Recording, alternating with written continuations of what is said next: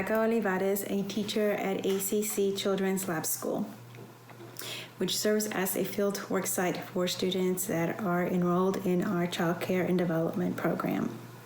I am also the mother of 4, and I wanted to come to you, talk to you a little bit about the COVID-19 stay-at-home work order.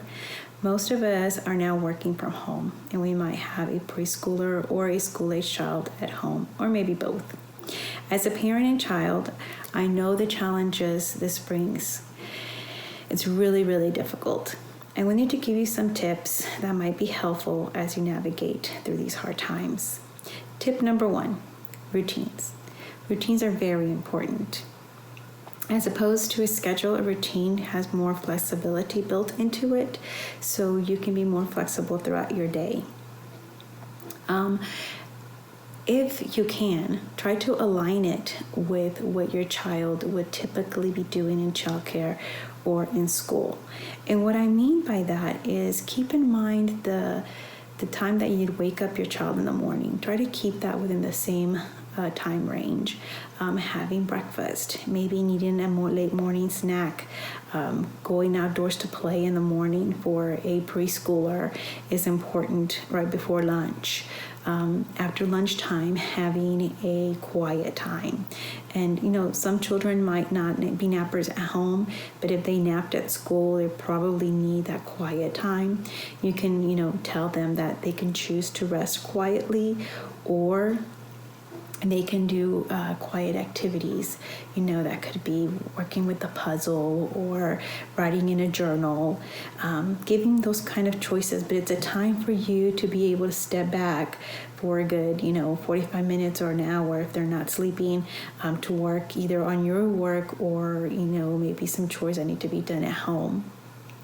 So, and remember, routines help children feel safe. It helps them have some control over their environment. It's something that's not so much planned, but something that is expected and they're used to it. So, please keep in mind that it's also really important to keep that hand washing within, every part of the day with the routine. Although it might be new to them, it's something that they're going to have to do when they go back to school very consistently. So include those hand washing times throughout the day as well. As you're building your routine throughout the day, it's also good if you can work in small spurts. And what I mean by that is that you might be able to,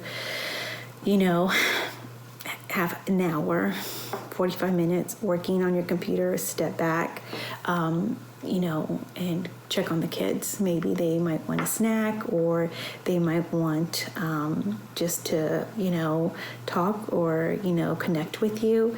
So build in those breaks in the work schedule and the children's school work schedule as well. Tip number 2, setting up.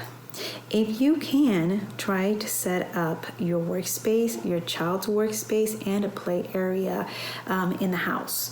In my house, I do not have an office, so I've used my dining room table as a workplace area. In my high schooler is set up on the other side. She set up an area for her art activities, and we communicated with each other of what our expectations were, and we set limits and boundaries. If I'm on a conference call, she has agreed to go upstairs to her room until I get off my conference call. So it gives me and allows me to have a private, conversation with my work. And if your children are younger and, they need more guidance or more supervision, setting up an area nearby or in a room nearby you where they have, pillows, blankets, books, don't overwhelm them with too many toys because they can become bored easily. So try to set up things that they like, and then you can trade them out for something different if they become bored with them.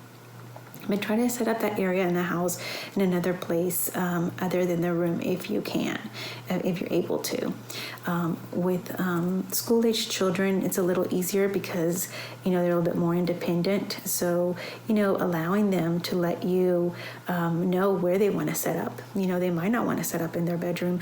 My 12-year-old wanted to set up outside at the picnic table. So I was flexible in allowing her to do that.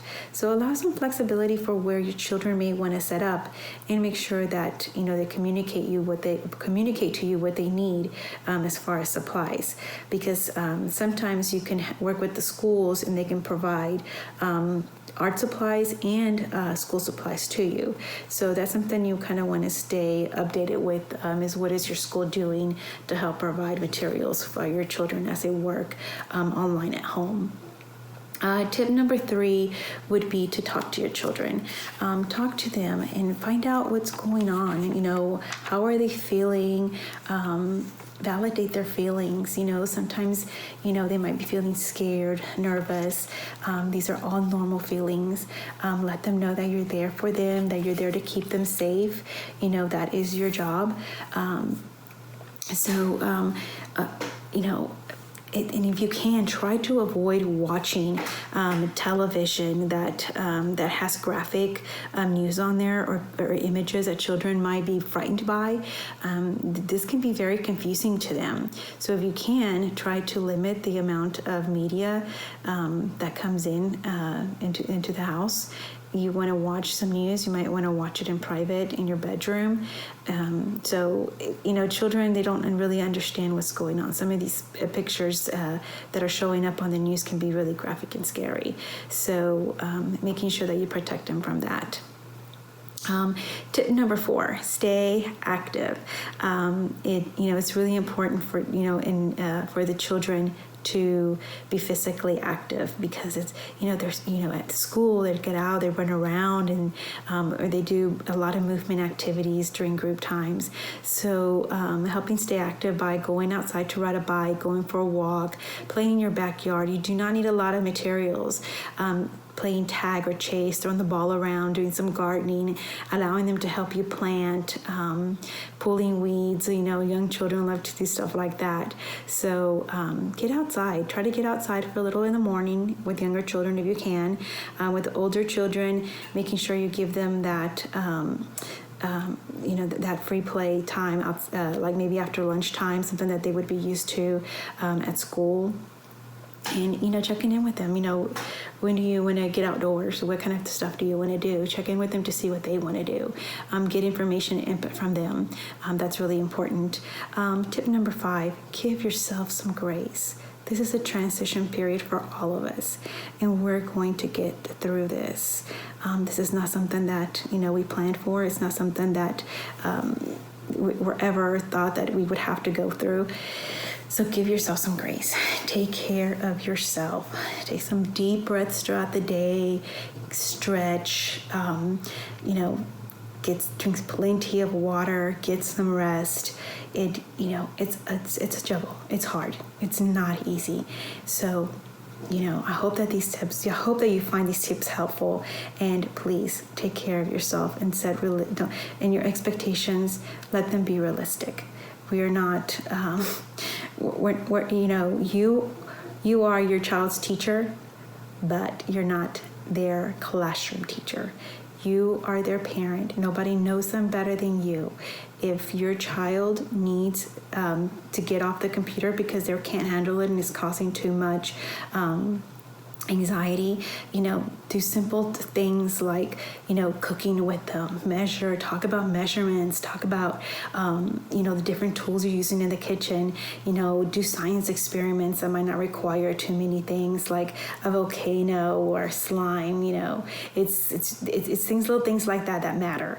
So give your child a break if they need it. If, the computer is not something that they do well with, find other creative ways to do hands-on learning. And like I said, nobody knows that child better than you do. And please take care of yourself. And I hope you find these tips helpful. Thank you.